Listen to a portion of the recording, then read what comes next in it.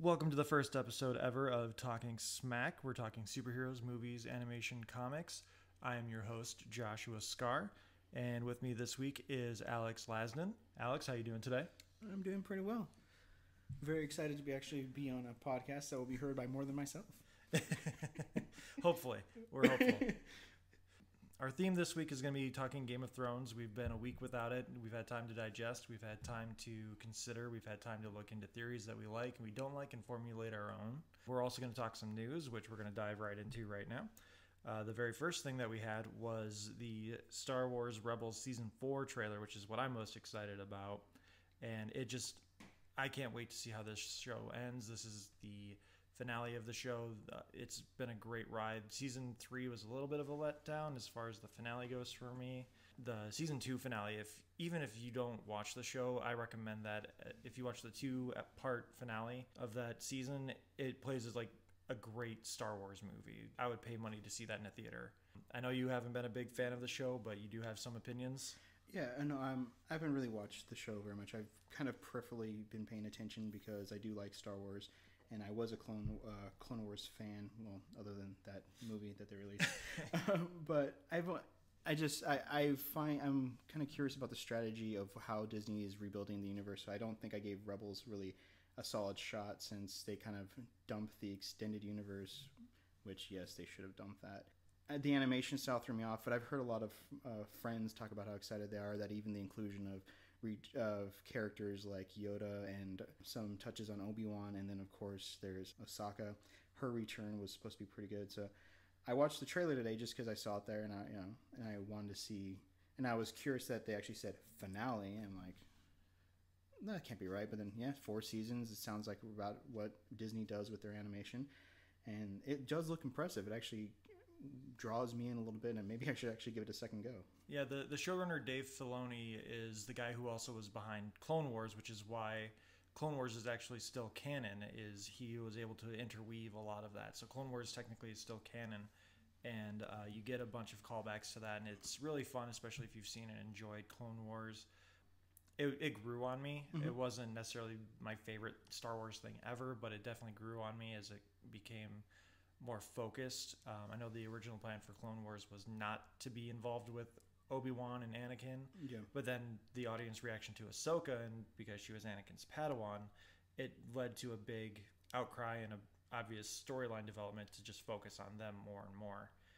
There are some bad episodes, there are some good episodes, just like any TV show, but Star Wars Rebels is a high recommendation for me. If you have the time to see it, definitely take the time to watch it. If you have a friend that has the Blu-rays, me, definitely borrow it, because it's fun. And the show was kicked off by Greg Weisman, the guy who was behind Gargoyles. He also did Spectacular Spider-Man and Young Justice, and then he carried over to this, and he only stuck around for 1 year. He has a really weird thing where he can only do one thing for like 2 years. I don't know what it is, but I love the guy, but I don't know why his stuff doesn't stick. Rebels kicks off on Season 4. The final season kicks off on October 16th. Set your DVRs. It's going to be a crazy ride. I don't know what to expect. And that's one of the better things you can hope for from a show, is not knowing what to expect, especially going into a final season. Oh, I do. A question, since I probably will start watching it now. I did notice, well, some of my friends pointed out that Rebels was hinted at in Rogue One, that there were some inclusions. Is it before or after?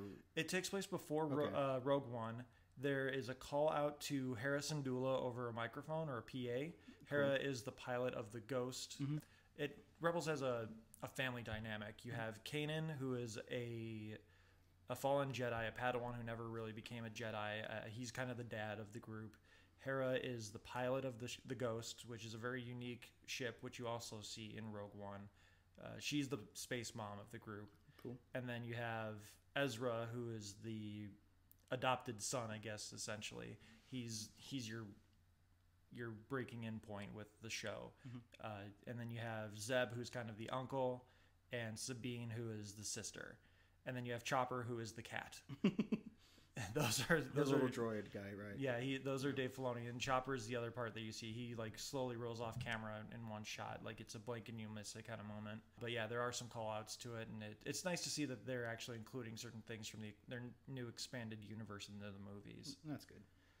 So yeah, that's it for Rebels. Moving on, minor news, because I mean honestly, who really cares at this point? The Simpsons fired their composer Alf Clausen. The producers of the show said they're going in a new direction. They want something in a newer age and a newer audience, I guess. I mean, it's The Simpsons. What are you really expecting? What can you do that's new? Yeah, the thing I read about that is that Matt Groening, or Groening, however you pronounce it. I've heard it's Groening. Okay, Matt Groening, is that he had said, or in the contract somewhere, is that they must record all the music with a full 35-piece orchestra. And so he has been the orchestra director this entire time. He's been, from episode 1 onward, he is the guy who remixed the Simpsons theme in season 3 or 4 when they changed up a little bit. Of course, that's Danny Elfman who wrote it originally, but it has been remixed, changed, however you want to say it. It's just kind of weird that it's a bizarre cost-cutting measure. They're firing this longtime composer just so they can get someone slightly cheaper who will then direct a 35-piece orchestra. It's a weird move. It is, and we had discussed it earlier. To me, it's going for a new sound and all that after being established for nearly 30 years. It would be like South Park getting rid of that little country twang that they have in between scenes. I know they go away from it when they have their themed episodes, but when they're in their South Park prime, like you can't hear anything but that. I know that's not how it actually is, but you know what I'm trying to say. So yeah, it's just a really weird thing. It's a show that's gone on for so long, and Fox is just trying to, run this dry as a bone, and it just whatever milks a few more episodes, I guess. Exactly, whatever makes them a little more happy. In other news, we have more Titans casting. They had originally announced that Tegan Croft was Raven. They announced this a few weeks ago, but that was kind of it, which the Titans show is a live-action Teen Titans show that will be debuting with DC's streaming service that they'll also be launching with the debut of Young Justice Season 3. The live-action show was actually offered out to like TNT and TBS. I think the CW was kind of interested in it, but because their Arrowverse doesn't have a Batman that they've at least shown, I think Supergirl has alluded to Batman a couple of times.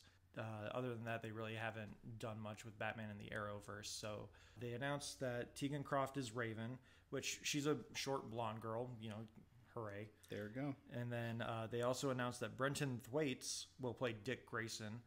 Brenton Thwaites can be most recently and most obviously seen in the newest Pirates of the Caribbean, Dead Men Tell No Tales? Yeah, Dead Men Tell No Tales. Dead Man's Chest was the second one. They've made too many of these already, and 2 of them have Dead Men in the title. I think he's a decent choice. He's a good-looking kid. Dick Grayson is supposed to be like this almost godly-looking Adonis of a man. So he's a good-looking kid. He can pull off Dick Grayson, I think. I don't know how good of an actor he is, but it's a streaming TV show. So, I mean, how good can the acting truly necessarily have to be? I don't really have an opinion on the casting of it, just because I saw him and I went, oh yeah, he looks vaguely familiar, and then it's like, oh yeah, he's from that. Okay, yeah.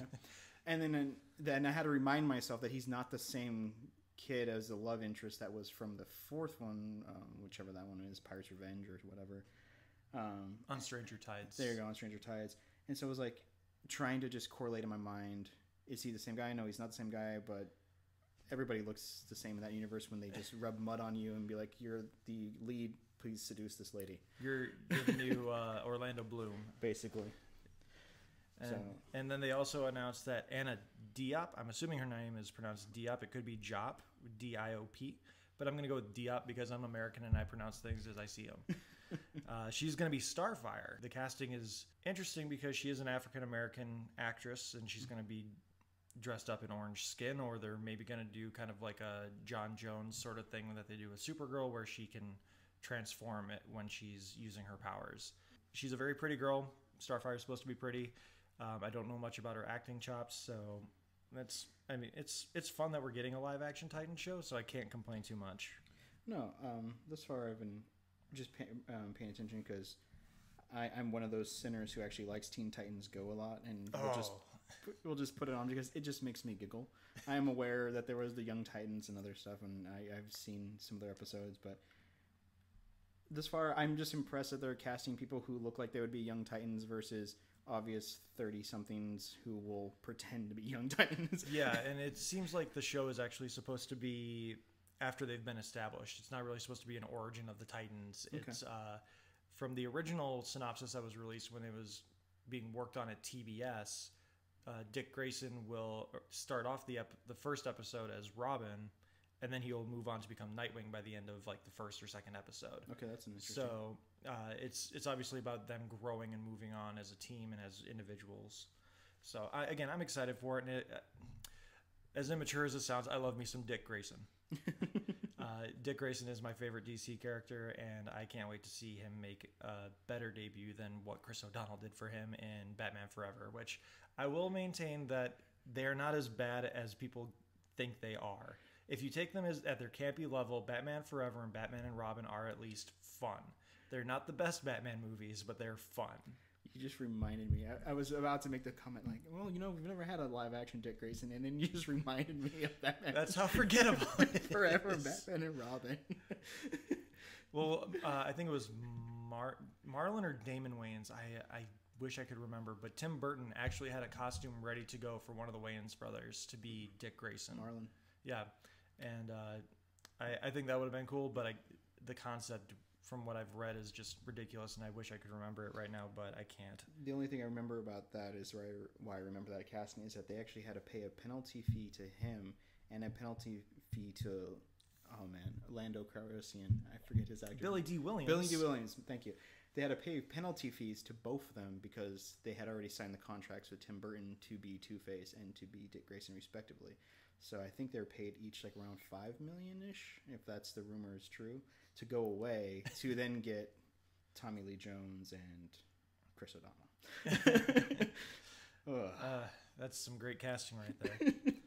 So our first big topic is James Cameron's comments about Wonder Woman being a step back for women movies. I'm going to read his quote here. All of the self-congratulatory back-patting Hollywood's been doing over Wonder Woman has been so misguided. She's an objectified icon, and it's just male Hollywood doing the same old thing. I'm not saying I didn't like the movie, but to me it's a step backwards. Sarah Connor was not a beauty icon. She was strong, she was troubled, she was a terrible mother, and she earned the respect of the audience through her pure grit. And to me, the benefit of characters like Sarah is so obvious. I mean,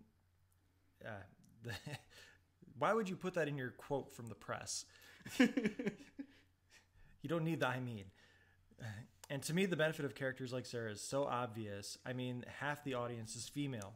You and I are of differing opinions necessarily on how good Wonder Woman was. Right. I don't necessarily disagree with his comments because you and I do agree that there are some cinematography things that definitely didn't need to be there and that are continuing to be there. So I'm going to let you start with your point. Okay, so to put it into context, from what I was looking at is that he's promoting currently the T2 Terminator 2 Judgment Day 3D release, which I think came out last week or the week before. I think it came out this weekend. Did it come out this week? Okay. I haven't seen a showing for it, unfortunately. Well, mostly because I own the Blu-rays and the extended editions, so I don't really need a bit of token 3D. I want to pay $15 to go see a movie I own. Exactly. That I could watch in my own home. So I understand the context is that he's out doing press for that because he spent a lot of his own money doing that, converting it himself, which bravo to him for doing that. But so I understand where he's coming from, that he believes it's a step backwards. There's a lot of self-congratulation. I do see a lot of stuff going on banging about, I saw a thing today, Warner Brothers currently leading the summer box office, all due to Wonder Woman. And they also have another set of movies that were successful. But the part of the objectification that I understand that I completely agree with is that the trailers for Wonder Woman and Justice League and the movie do Well, they sex her up. There's a lot of shots of her upskirt with her doing that slide kick thing she does to seemingly everybody. In super slow motion. In super slow motion, so you see. Apparently, she's wearing leather underwear. There's that shot that really bothered me. Where I believe it was the first Justice League trailer where it showed her like kicking somebody's butt. And then she got knocked down and Superman saves her and the camera is like right between her legs and he like lands and beats up a guy to knock her away. Like, why would Wonder Woman really need saving? And there's also the part that bothers me is that all the Amazons are in high heels and boob armor. And so I kind of agree with his statement that it's a bit of a step backwards because we have a very strong woman character. Not saying there hasn't been other strong women characters. It's the highest grossing movie in the U.S. this year. Until Star Wars. Until Star Wars, of course. My personal thing is I don't agree with all the people attacking him. Saying like, you're old, you're a terrible... I've seen the comments, you're a terrible husband, you've been divorced 3 times, what are you talking about? Linda Hamilton said that you're the worst man she's ever met in her life. She's an ex-wife, of course she's going to say that. But... I don't know. I just don't understand all the hate all the sudden aggression against him for. It's true. He did point out she's been objectified in all the trailers. The movie did it too. Okay, I understand. Move on. I don't disagree on a lot of those points. The upskirt shots in slow motion annoy me largely because it seems like Gal Gadot just like mastered that move and they're like, we're just gonna keep doing that. And it just seems it's tired after seeing it in the trailers 100 times because of how often we saw the TV spots and all that using that same shot. And when we got to that point in the movie, I was like, oh, here comes the upskirt shot. I don't mind that because again, part of it is you have a woman director who is the one signing off in these shots, and you also have the fact that if Gal Gadot likes the shot, why can't we? I mean, people are gonna objectify it no matter what. It's a double-edged sword when it comes to equality with women. You know, people don't want them objectified, but if you're a sexy woman and you're comfortable with yourself, you should be allowed to flaunt what you want. And if Gal Gadot wants to flaunt that because she mastered that move, more power to her. The boob armor, I'm definitely behind. I don't think the boob armor needed to be as prominent as it was. Like, you could just have a little bump. It doesn't have to be both, and it doesn't have to be as like prominently separated. But I think part of the justification for that is it wasn't actually made for Diana. She kind of stole that armor. But then you also have the Amazonian armor where everybody kind of has it.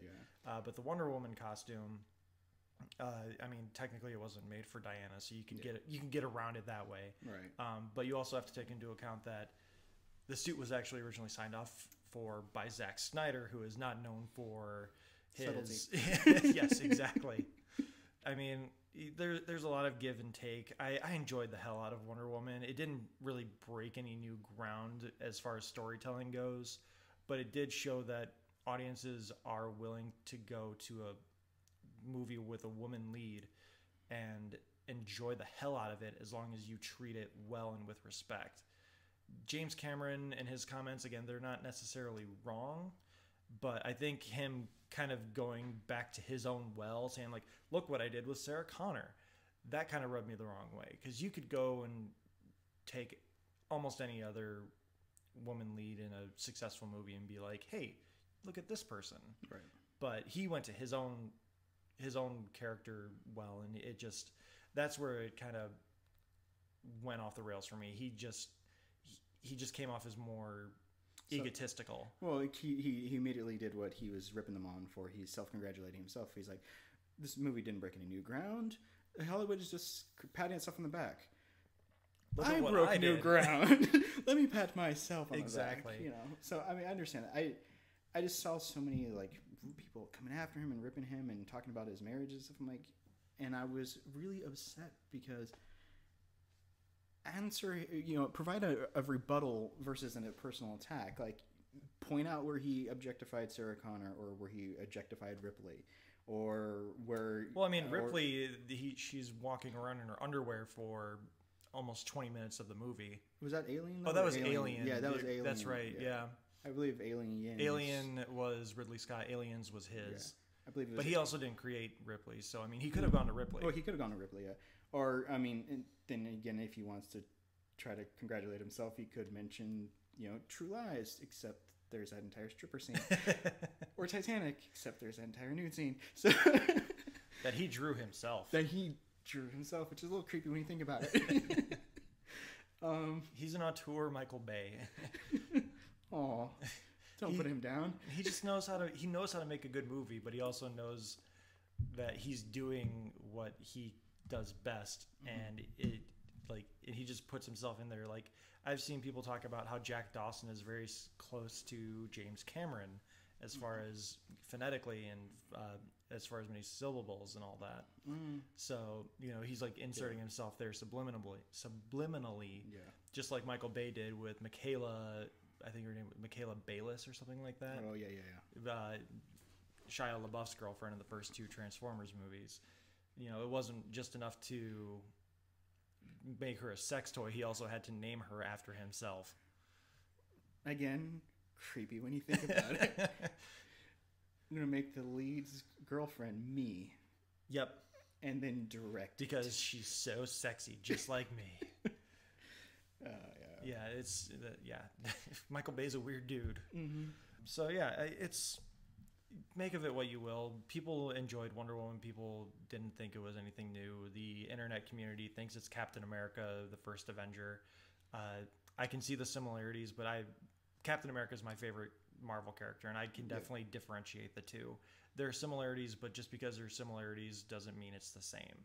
No, I think it was different enough on its own to stand on its own. I just don't think it was necessarily that great. And personally, I've never been happy with the casting of Gal Gadot, just because when I picture Wonder Woman, I don't necessarily picture someone, not to shame her or anything, someone as slight as her.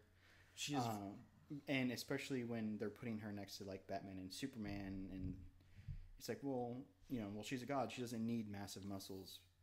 Why does Superman need massive muscles? He literally is a god too. And I think she did enough to carry the film, and I think they paired her very well with a very charismatic actor who helped carry the film as well. Mm-hmm. I am curious what the next one is going to be about. I understand they're skipping World War II. I heard they're either going to do 1977 as kind of like an homage year for Linda Carter, or they're jumping into the 80s. I forget exactly what, but I think they're going to do something to homage Linda Carter in that one. Okay, that'd be cool.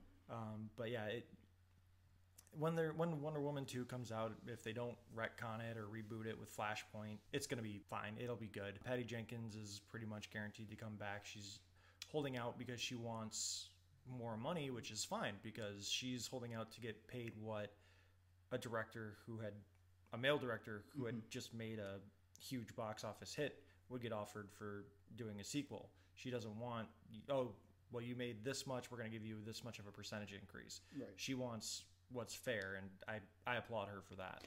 No, I think she I am kind of curious as to what her Thor 2 would have been like. I've heard there's some, there's been all the rumors leaking out about how her script was better than what they filmed, which honestly, with what we got, it's not that anything hard. Would have been better than what we got. Because you can tell that there's some massive shears were taken to that film. Why would you cast Christopher Eccleston as your villain and give him 30 seconds of screen time? Why would you suddenly pad out all that Earth stuff? So I really am curious as to what her version of Thor 2 would have been, and I think she did enough with Wonder Woman to showcase that there's a style and a story she can tell, that she should be given the money to go off and write her own paycheck with Wonder Woman 2. I do want to see what she has to do. I just hope that the fight choreographers and directors of photography or whoever is the one putting the camera on the ground all the time whenever Gal Gadot is within 6 inches needs to stop that. Yeah, the Zack Snyder slow motion stuff didn't bother me that much, because I feel like it was meant to show how quickly the Amazons move. Yeah. And I appreciated that as far as someone watching this person on screen for the first time. Mm-hmm. But there are other ways to do that after you do it the first couple of times. Yeah. You don't have to keep going back to it. And I think that kind of it showed a lot of Zack Snyder's hand in it by doing all those slow motion shots, Yeah. which I'm not that opposed to. I'm not as annoyed as it as other people are, but it gets old. It does. And especially when you're expecting it and you see it in the trailers. When you see it in the trailers as often as we did, especially that one upskirt shot that we've been talking about, it loses its luster and it loses its value. Yeah. Make of it what you will. We both, as far as I can tell, enjoyed Wonder Woman. It's just... Yeah, and there's no reason to personally attack a guy for offering his opinion. Yeah, especially when he was asked for it. It's not like he was running around with a sign saying, I made better heroes. In lighter conversation, you had told me about the new live-action Tick show on Amazon. Yes. It made the unfortunate decision to come out the same weekend as The Defenders and has kind of gotten lost in the fray. Yeah. Unfortunately, I don't know if that's just an Amazon Prime thing that people are like, oh, pay attention to Netflix. Prime also did this over here. Yeah, last year, part of the Amazon's pilot season, which I believe also included Jean-Claude Van Johnson, which is Jean-Claude Van Damme's like spoof about that he's secretly a secret agent, which if you haven't seen that pilot, you should watch it.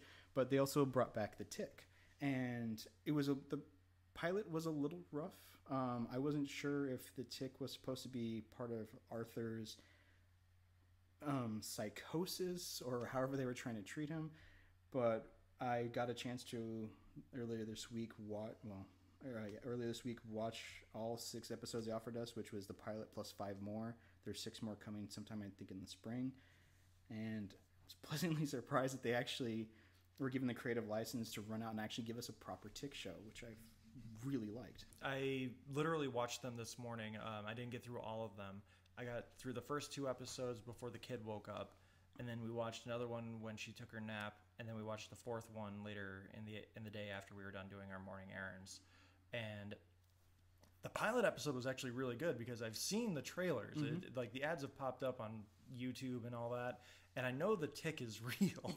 I know it is, but throughout the first episode, I'm just sitting there thinking, is Arthur crazy? Is this show just one big delusion? What's going on here? And it does it really well, and I was surprised at how well they told that story until I think either by the end of the 2nd episode or the beginning of the 3rd, you find out that Arthur is not actually crazy. Right. And it's surprisingly well done. That's the reveal with Dot, right? His sister. Yeah. Arthur's walking around in a blue poncho in his moth suit, and he's realizing that everyone's talking about this guy in a blue suit or the guy in blue, and he's just realizing, I'm the guy in blue. Oh no, what am I doing? And Tick walks up beside him, and Dot's just, who's Arthur? Who's that? Oh, that you can see him? Hey, I'm the Tick. Yeah. And the guy who plays the Tick, Peter Serafinowicz, he's not a very well-known actor. He's a British actor. He had I know you didn't watch Parks and Rec. He did a small guest spot in one of the later seasons where Chris Pratt's character and Adam Scott's character go to London to ask for funds for one of their charities. And he plays this really kind of oafish rich duke, and he's just like, I have 5 helicopters that I have no idea what to do with. Oh, and by the way, I have these drones. Let's go play with them. Nice. And his character hits it off with Chris Pratt's character because they're both just these lovable oafs. And he's just like, I'll give you guys the money, no worries. I don't know if that's his actual voice. I assume it is when he's talking as the Tick. He's got the voice. No, he's nailed that.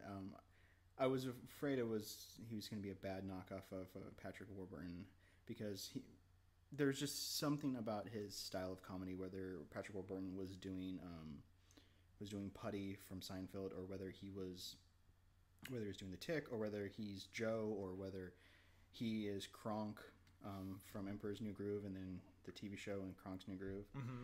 There's something about his voice, works with the styling, that just really sold it for the brief 9 episodes we had with the Tick.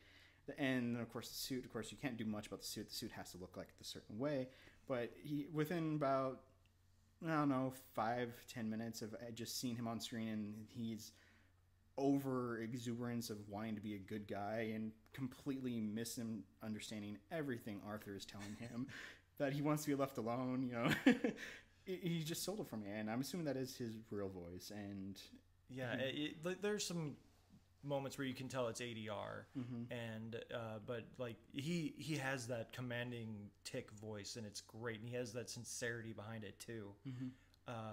But yeah, if you were to try and pull off Warburton, you're not going to do it. No. The only person that can pull off Warburton is the voice actor. What's his name? I'm blanking. Troy Baker. Troy Baker does an amazing Patrick Warburton. I'm gonna have to look that up. If you haven't seen it, look up Twisted Tunes on YouTube and watch some of their stuff. And Troy Baker does an amazing Patrick Warburton. It's great. He also does an amazing Joker. He was the Joker on Batman Arkham Origins. So Troy Baker has some chops. But yeah, Patrick Warburton, he does have that voice that just, whatever he does, it just works with what he gets cast in. Peter Serafinowicz, I'm not using my notes to look at this. So Serafinowicz, I've been practicing it all day. Peter Serafinowicz, I don't know, I think he is that tall, or they've done some like camera tricks to make him look a little bit taller. But the suit looks fine. There's a great moment. My wife picked up on it from the pilot to the second episode, because obviously they didn't know if they were getting a second episode after filming. The suit looks a little different, and Arthur and the Tick are in an alley, and Arthur just gives him a quick up and down. He just goes, "Your suit, it looks a little different." And Tick goes, "Really?" And that's it. That's all they do. There's some great laugh out loud moments in this show, and it's surprising that it's not getting talked about as much. Maybe it's because it's suffering from only having 6 episodes.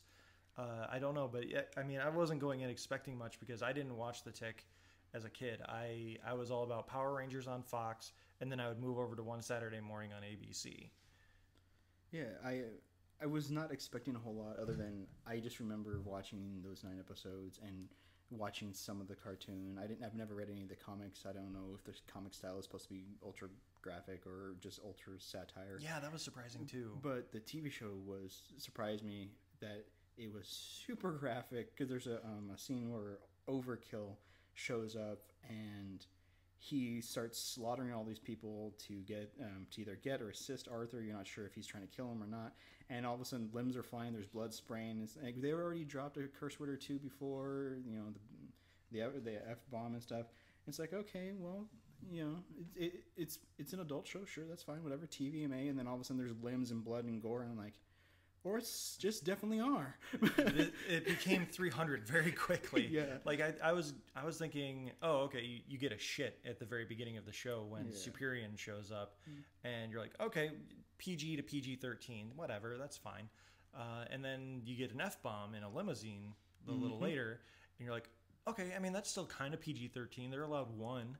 And then you get to the end of that episode, and Overkill just goes full on 300 Spartan on someone. Yep. And the blood is obviously intentionally fake. It's not like they're going for graphic realism.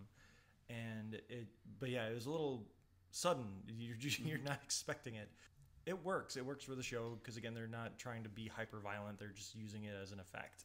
Yeah, I think it works because they've left the Tick as his naive man-child, overpowered personality type. He'll get punched in the face or get blown into a wall or through a wall or something, and he'll just kind of chuckle and be like, "Oh, that was great," and you're laughing along with him. And then they show then the bad guys are really bad guys.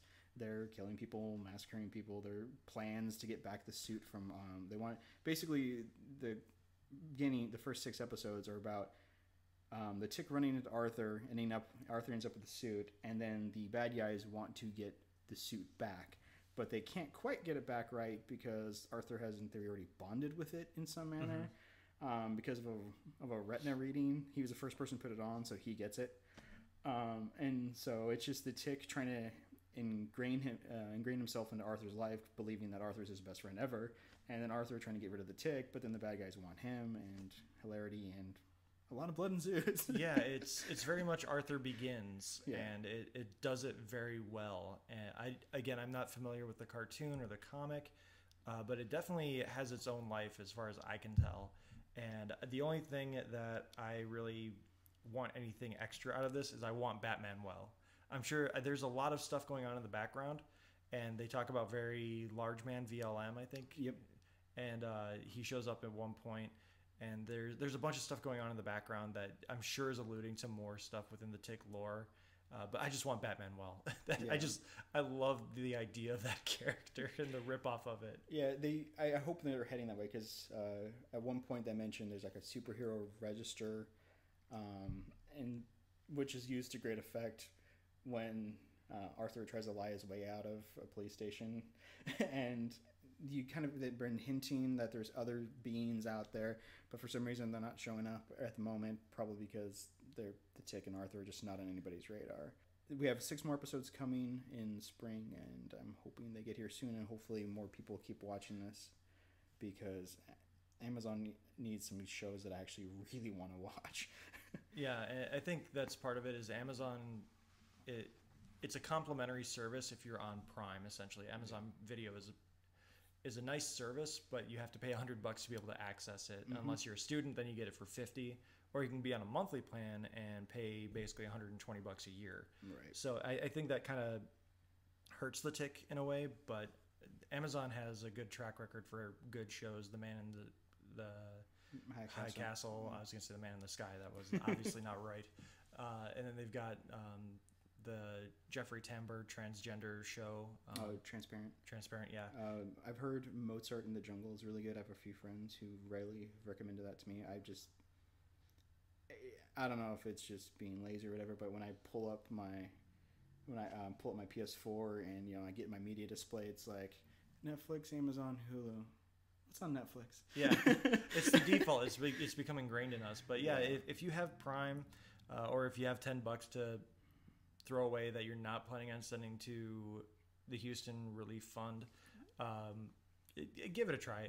I'd say for $10 it's worth at least watching the Tick, and at least a few other shows that they have on there. They just uploaded the full run of Avatar: The Last Airbender, plus they have Legend of Korra. 2 great shows in my opinion. Some of the best animation shows that I've ever seen.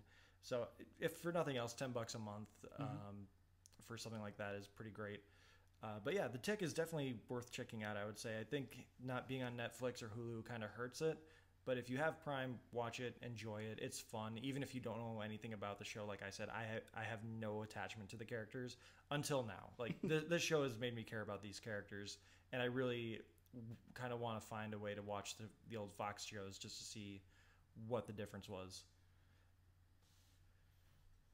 Yeah, nothing else. Watch the Tick. All right, so that was a fun segment talking about the Tick. Now it's time to move on to the worst first show ever topic. Game of Thrones a week after it ended. It's the most, well, I shouldn't say ended, the season ended. Right. It's the most watched episode on HBO. I think maybe, did it break the TV record as far as TV shows that aren't the Super Bowl?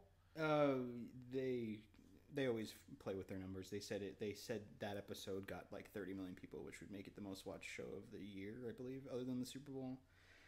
Who knows how accurate that number is, because HBO does their own fuzzy accounting, as all TV shows these days. And they also have their own fuzzy leaks. Yeah. I believe it did reach 16 million. They said watch that night, and they said over the week, I think they said 30 million watched it as on some re-airing, because they count first viewership re-airings across the entire week. So, I mean, if you were trying to watch something else on HBO and you saw 5 minutes of it, I believe they count towards watching Game of Thrones. Not that a bunch of people aren't watching it. Not even 10% of the episode. We'll count it. Yeah. Not saying that, people are watching. People are certainly watching. Why, at this point in time, people are watching, I'm not exactly sure, but what can we do about that? So this season was not without its flaws. No. You sound so happy. No. It had its flaws. No. It did a lot to just progress the story. I don't really know why they couldn't do 10 episodes outside of, the budget of including the dragons. I don't know why they couldn't just slow things down a little bit to 10. They did. There was a lot of story elements that just kind of got pushed to the wayside because they're trying to get to the end, and you can tell they're racing to that end. The very first episode we had was Dragonstone. It started off very strong. It started with Arya magically appearing and Oh, the Frey dinner scene. Yeah, Yes, murdering yes. all the Freys in the same place that the Red Wedding happened. Which I guess we should have said, spoiler alert for Game of Thrones season 7. If you haven't seen all of this season, we're pretty much going to break down the entire season. So Yep. Be prepared to be spoiled if you haven't seen it. So yeah, Arya kills all the Freys except for one of Walder Frey's wives, and he tells her tell everyone that the North remembers. Right. And then she kind of goes off on her excursion, planning on going to King's Landing to go kill Cersei. Yep. And then we kind of don't see her the rest of the episode. For like 3 episodes, Something like that. Well, no, she talks to Ed Sheeran. Right. Very awkwardly. Oh, yeah. And she briefly meets Hot Pie. She briefly sees her wolf.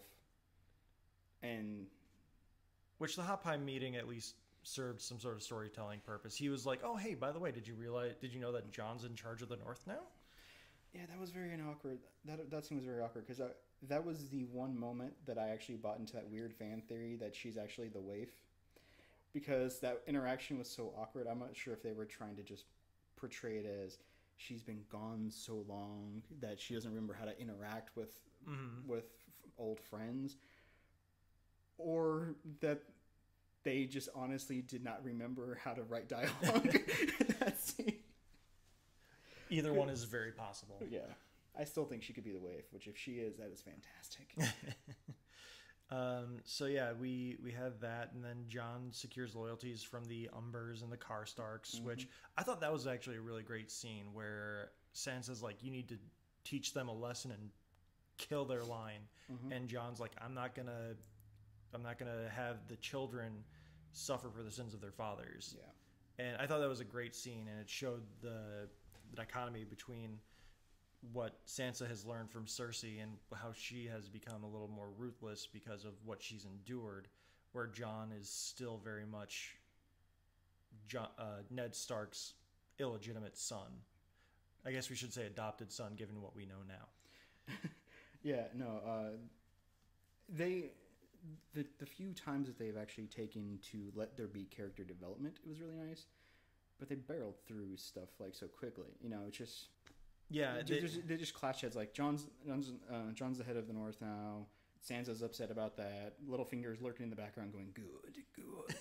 You know, which I believe that is when we got that great line from Sansa, who Littlefinger lurked up on her and she went, "I'll pretend you said something witty." I was like, oh, that's a good burn. But they did go through so much. Like we had Jorah teased in the first episode before after he was sent off by Daenerys to be cured of his grayscale. You had Cersei, who was approached by Euron Greyjoy, which him and his magic map traveling fleet, that was probably the biggest pain in the ass of this season. Was I make the joke with you constantly that they travel by map, which if you don't know the joke, that's how the Muppets get around. Is they're like, "Oh man, how are we supposed to get to France? We don't have any money for an airplane ticket. We'll travel by map." And then they come out of they do the Indiana Jones thing where they just have the red line go from New York to France, and like, "Hey, that was fast." And I think that's how Euron Greyjoy travels with his fleet. Is he's figured out how to travel by map. That's the only way to explain. Because there's some logistical problems there. He got from the Iron Islands to King's Landing to Casterly Rock, back to King's Landing, and then he ended up where after that? I'm blanking. Well, the Casterly Rock was the second travel by map. That's right. The first one is that he went from the Iron Islands, met Cersei and Jaime, had the brief interaction, which that I actually honestly kind of like. Euron. I find him amusing just because he seems like the only person on that show who's actually having a good time. Yeah. It's like, you know, it's like everyone else is like, we've been doing this stuff for 7 years and wearing this ridiculous stuff and we have lines to fill. And he's like, "I'm happy to be here, everybody." I'm wearing eyeliner. Look at how different I am. I've seen things. This is fantastic. I'm now going to go hop on my boat. I'm the only one who has a boat consistently. You guys don't have boats. I actually really like that. But the first time was he said, you know, she's like, "I'm not going to marry you." He's like, "Well, what if I bring you a present?" And then he sacks an entire fleet out near Dragonstone, and brings back the Dornish lady and Yara. That was the first quick travel, which he somehow snuck up on all of Daenerys' fleet and Yara's fleet from behind. I guess they don't have a crow's nest, and sacked them, and then came back and was like, here you go. And then there was the magical Casterly Rock travel, which doesn't make sense. And that the Casterly Rock thing was actually a really nice growth moment for Jaime, where they even let him say, I've learned something from my defeat to Robb Stark, where he abandoned one post or had like minimal forces there and just went and did another thing where they took Highgarden, and that was a great move by Cersei too. Yes. I don't know if those are that seems too smart to not be something from George R.R. Martin's notes. So that's probably going to be in the book, because again, you can tell when the writers are writing and when they're writing from the notes. Yes. They're a little too kitschy in certain things, which in a few moments that we'll discuss a little later on, they work. Yep. But for the most part, you can tell when the writers are kind of on their own and things just kind of magically happen, or they don't seem to make a lot of sense. But the Highgarden moment where the crown is bankrupt, King's Landing has no money, they're in massive debt, and Cersei just says, I'll have your money in 2 weeks. Oh, the Iron Bank showed up. Yeah, right? The Iron Bank, because she's trying to get them to fund her for her war against Daenerys as it's coming up. Right. She wants she needs to pay off the loans that were, I believe she inherited those loans from Robert Baratheon, who had all those loans, but then those are also loans that I believe Littlefinger had taken without them knowing. Yeah. Yeah. As the master of coin. Because he's had to take loans because Robert wouldn't stop spending, and while they always say Littlefinger was great at making money, he wasn't able to make enough money. Tyrion, I believe, when he was the Hand, briefly showed it. So that storyline is paying off. So she wants the money to pay back the Iron Bank, otherwise the Iron Bank has its military, and then she wants to pay it off and then take out a new loan to get the Gold Company, which is a bunch of sellswords. Yep, and kind of backtracking to the first episode, there's a lot of good stuff that happens in that episode, but the very end, the final 3 minutes are so drawn out of Daenerys returning to Dragonstone. No. I say returning with air quotes because she's never actually been there. Right. And it just, you just know how it's going to end. You just, you feel it in your cliche gut. And she gets to the table where their war table where they strategize and have their plans. And she just goes, shall we begin? And the first thing that pops into my head is Benedict Cumberbatch's Khan. Now, shall we begin? And I'm just like, you couldn't have chosen a more cliche thing to say in that moment. Right. And the writers got it right.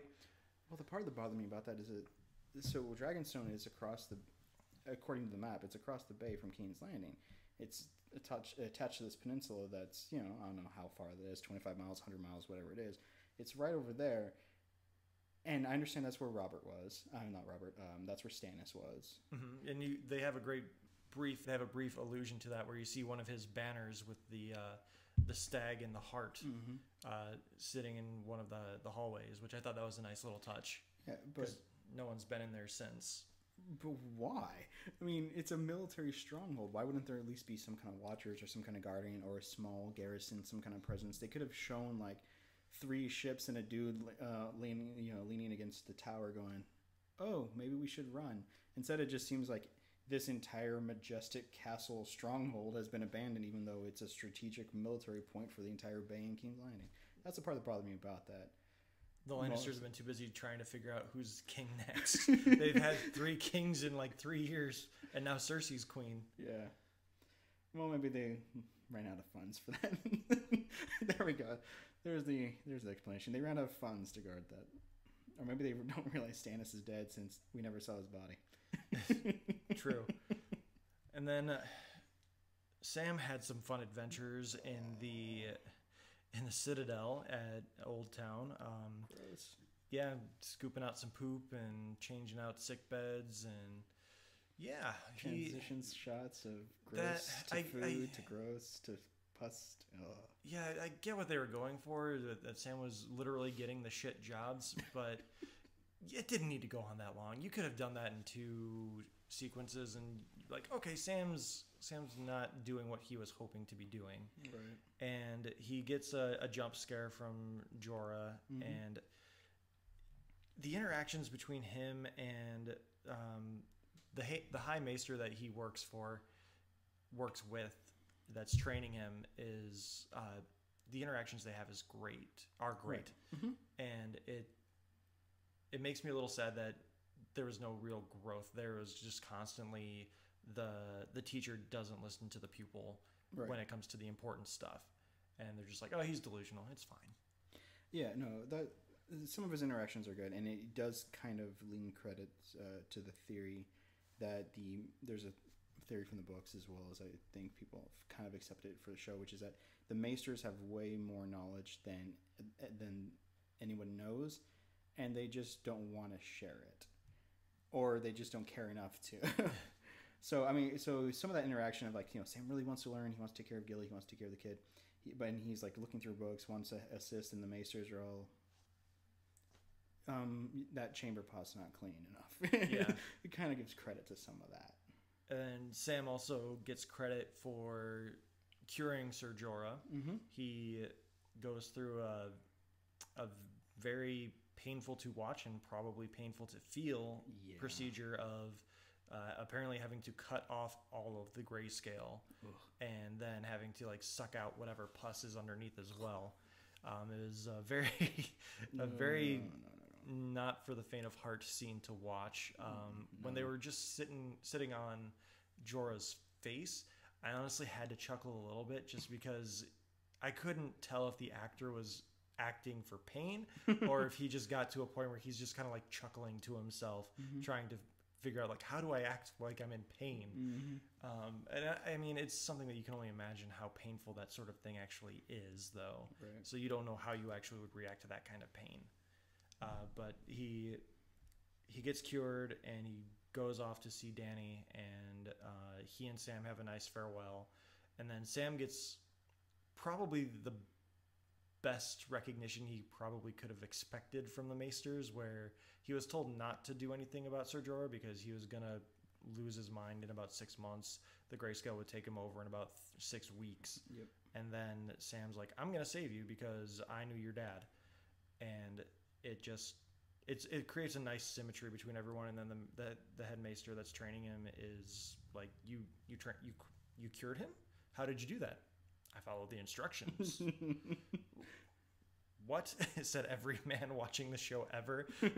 How do you follow the instructions and do it right? That's not how it works.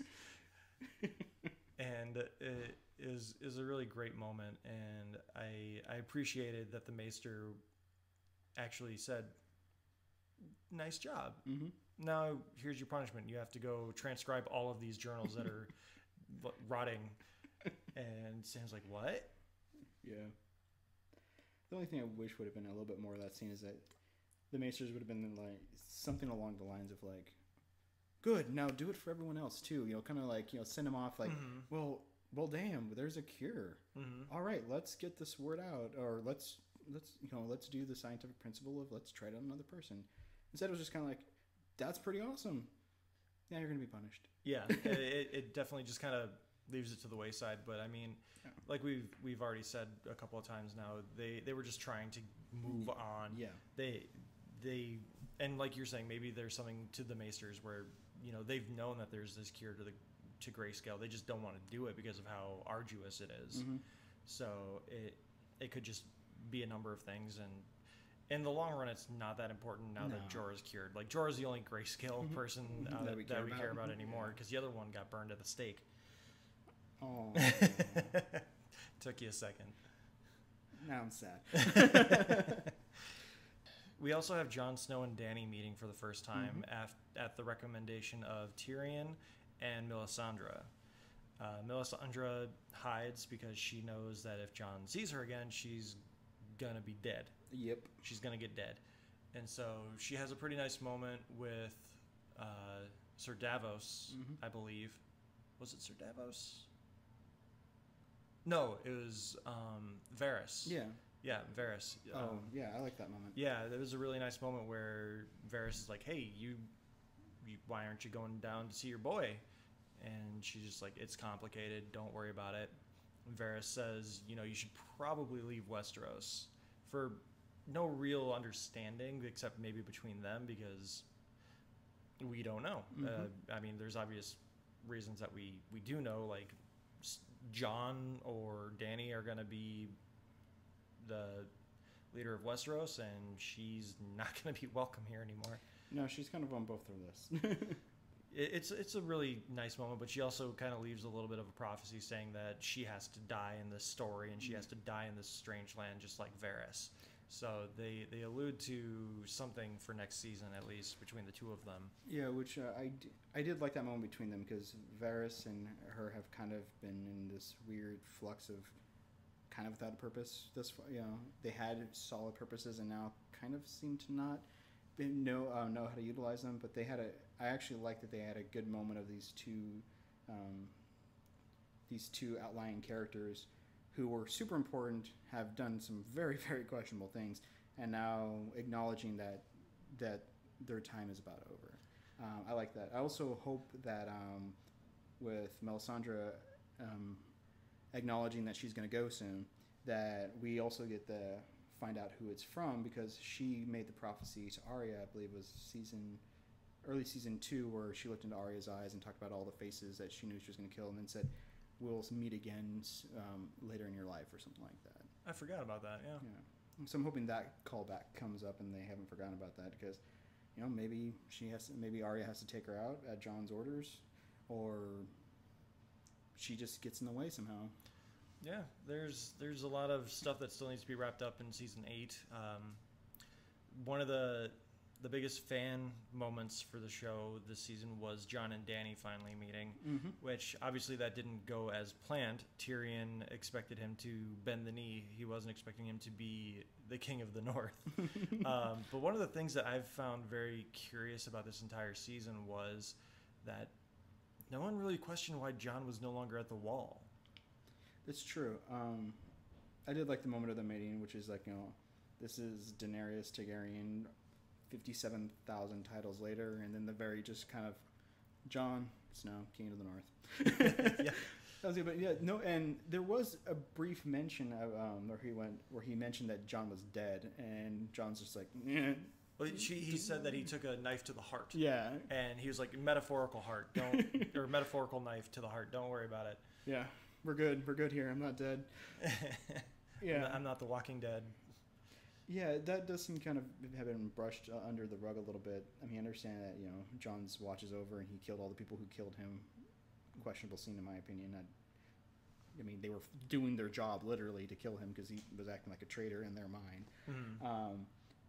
But yeah, no one has kind of like really seemed to acknowledge how he's become King of the North, or why this Night Watch bastard is King of the North.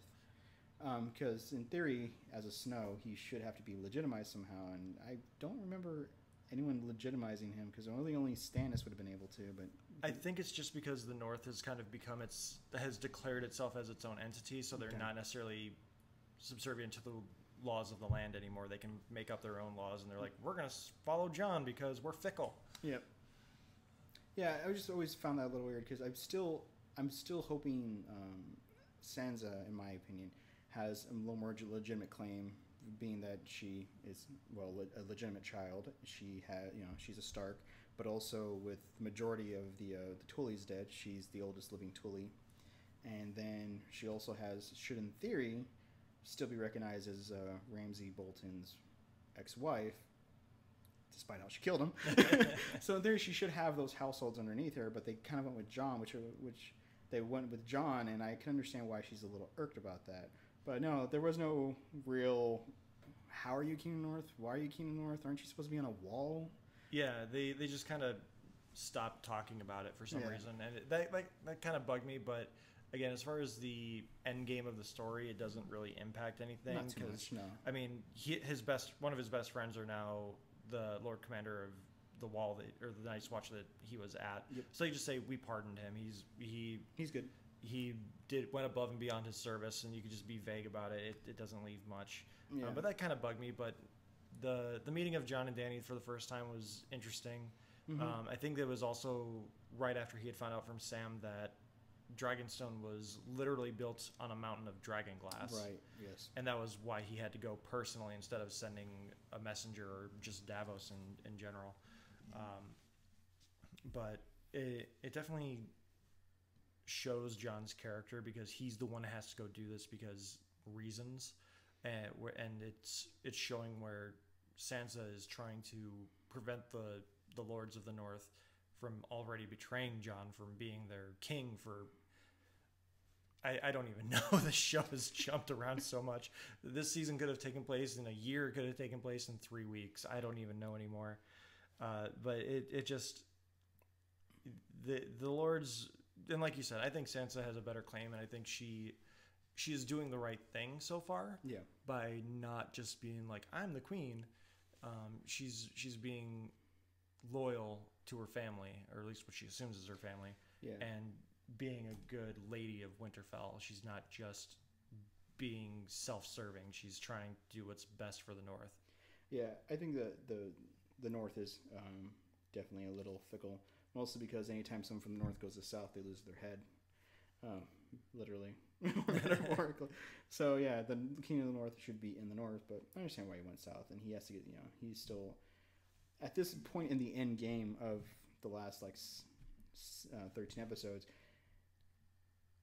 unbelievably, he is still really the only one who knows that the White Walkers are out there.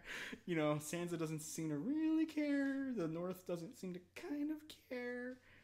The Night's Watch does definitely care. The Wildlings definitely care, but it's trying to explain that, hey, I have to go south because something even norther than us is going to come. They're like, and King of the North is supposed to be King of the North. We'll find another king. Give us 5 minutes. Yeah. So going back to the Casterly Rock raid, that was very interesting, mostly because of when we find out that Jaime actually is not there defending Casterly Rock because Casterly Rock is broke. They're invading Highgarden, which Highgarden isn't expecting it, and Olenna Martell is just like... That scene bothered me because I get Olenna Martell is vengeful and she just wants as many Lannisters and Lannister men to die, but at the same time she seems pretty content to die. And that scene just seems like she should have just said, lay down your swords, let them come. Save as many of the Highgarden lives as she could. Yeah, that interaction kind of bothered me because it seemed like just wrapping up plot. They were wrapping up basically the last tangents of the Dorne plot, and did we even care anymore at that point? They have Yara in prison. They have I always forget her name. Sand. She's Sand. Yeah, they have the Sand... Sand Snakes. They have the Sand Snakes all killed except for one. They have... Their mother. They have the mom, so... Which, by the way, to go back to that, the scene where she poisons the daughter to die in front of her, I love, because that shows just how twisted Cersei was. Mm-hmm. But I get that they're just wrapping it up, and I do love the interaction with Jaime and Olenna, but it just seemed a little... Let's just wrap this up. We're going to have a bit of a fight so we can show that there was a little bit of a struggle, and then we're going to have this great character interaction followed by forlornly staring out a window while I die. Mm-hmm. Yeah. I mean, the conversation between Jaime and Olenna was great, and I feel like there could have been a lot more done with it, just because Olenna raises a great point where she says, I'm a dying woman at this point. Who better to talk to than me about your secrets? Yeah. And Jaime gives her a few things here and there and basically acknowledges the fact that he is in love with Cersei and that they have done whatever.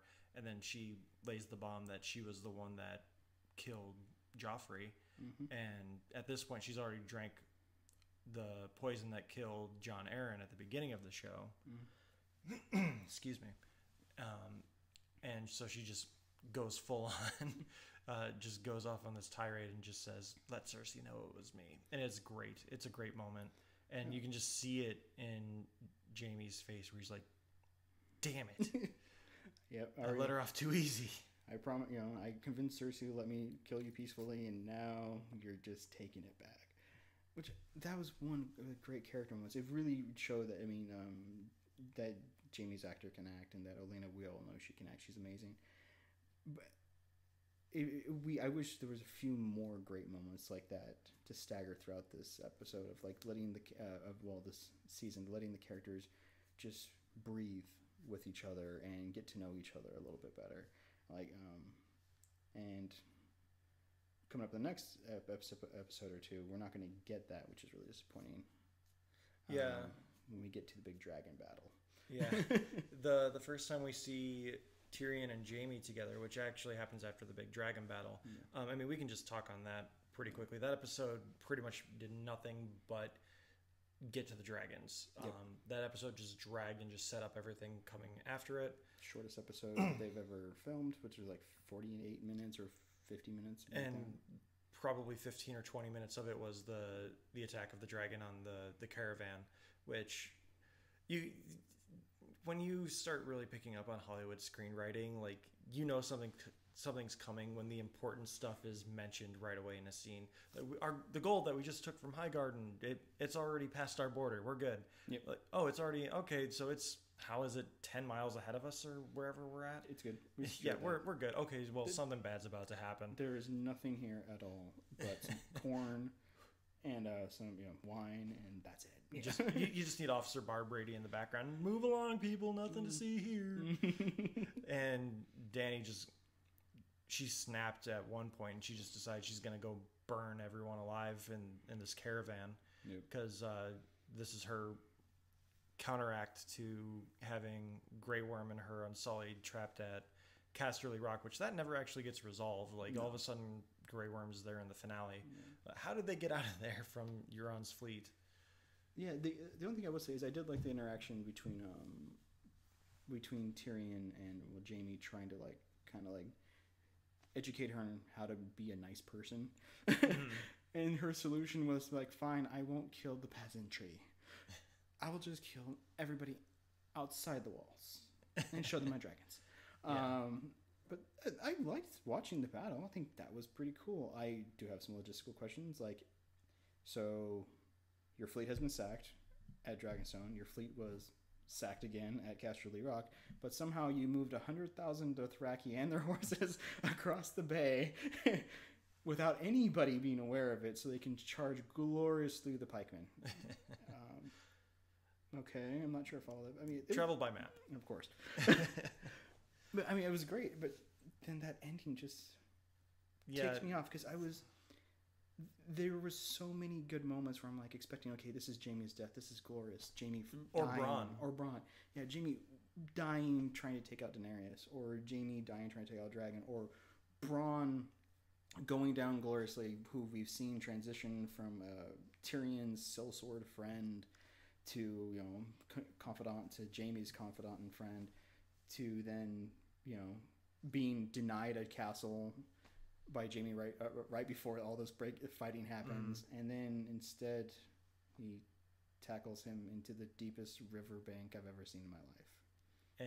And that's how the episode ends, is Jaime just plummeting to this very deep, the bottom of this very deep river. Yeah. And it just, I don't know, because the episode ends at, oh shit, what's going to happen? How is he going to get out of there? And in true season 7 form, the next episode begins with Bronn just dragging him out of the water. Mm-hmm. We get that Bronn doesn't wear armor. It was established very early in season 1 that he doesn't wear armor because it makes him slow, and it may stop things from happening, but you can also stop them from happening by being faster. Yeah. And so he somehow got to the other end of the riverbank, found Jaime, and dragged him back, even though we didn't see Bronn anywhere around him. No. And so, Jaime in full armor with full gold hand, dragged across the riverbank. Right. Okay. Yeah, and that's not the last time we'll see something like this in this season. That was also the same episode. The episode where Bronn drags Jaime out is the episode where Jon is finally let go from Dragonstone to go up north to get a White Walker. Yes, that was the big plot development of that one, was trying to convince Dany that the White Walkers exist. And then that was also, I believe, when Arya showed up to Winterfell. Showed up to Winterfell, and they had that lovely brief comical interaction with the guards of whether or not she's actually Arya Stark, and then she sneaks in, and then I believe that's also when we saw the fighting between her and Brienne. Yeah, and that's kind of where all the weird Sansa shit starts too. They once Arya showed up, Sansa's story just became very convoluted and very hard to read, which I think might have been the point. Mm-hmm. But at the same time, you need to leave a few hints here and there, because if we don't understand what the character is thinking, we don't know how to react to her. No. And in this scenario where Grey Worm is being the devil in her ear and we don't know what the angel is saying, mm-hmm. we don't know what's going on in her mind, because we know she's tortured, we know she's kind of damaged because of her experiences over the course of the show, but we didn't know until the very end what was going on, and we don't even know how she got to that conclusion. No, they mentioned, I think it was Bran's actor mentioned that there was a conversation between the two of them that was cut out, that I don't think he said they ever filmed it, which also reminds me that Sir Bronn mentioned that there was this interaction with Jaime and him and Tyrion, of them kind of briefly catching up of like, hey, I haven't seen you in like 4 years. Hey, yeah, it's nice. So you're hanging out with my brother now. That's cool. Kind of thing. That was also cut out. So there just seems that there was some plans that were just left on the floor. So Jaime returns back to Cersei. Everything got burned down. Tyrion's alive. Sansa's doing some stuff. I don't know. It just was another. Episode 5 was just another kind of rest episode. That its big ending was, let's all go north and catch ourselves a White Walker. Well, I remember that episode also started off in a way that you were not a fan of, because Dany's whole thing is she's going to break the wheel and she's not going to kill everyone. Yeah. But the way this episode starts is, join my army and fight with me or die. Yeah. And that's not very un-Lannister. Yeah. Oh yeah.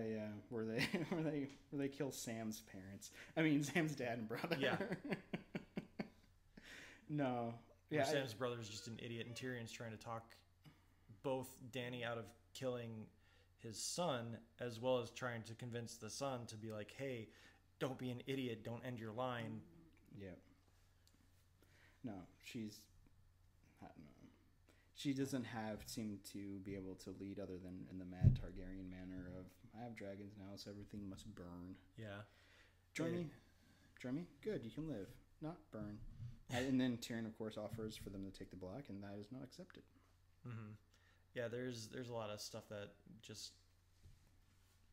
They're trying to build character, but at the same time, they're reverting the character. Mm-hmm. And especially with Dany. She's trying to show she's different from the Lannisters, but the only way she's different is she can burn you alive instead of lop off your head. Yeah. So that's definitely still something that needs to be addressed, because what would differentiate Dany from Cersei if and when she takes over the throne. So it's definitely obviously still up in the air how the writers are going to go. I think I know how it's going to go. We'll get into that when we get into season 8 predictions. But the travel to the White and the forming of the Magnificent Seven of Eastwatch. So awesome. That was pretty great. Once in this season was 7 episodes. 7. So at the end of the 6th episode, Jon travels by map from Dragonstone to get to Eastwatch. Yep. Which, I mean, I guess Eastwatch isn't too far from Dragonstone after seeing the map, but there's still a lot of stuff that happens really fast. Right. And the White Walkers are so flippin' slow. Mm-hmm. They just take their sweet ass time.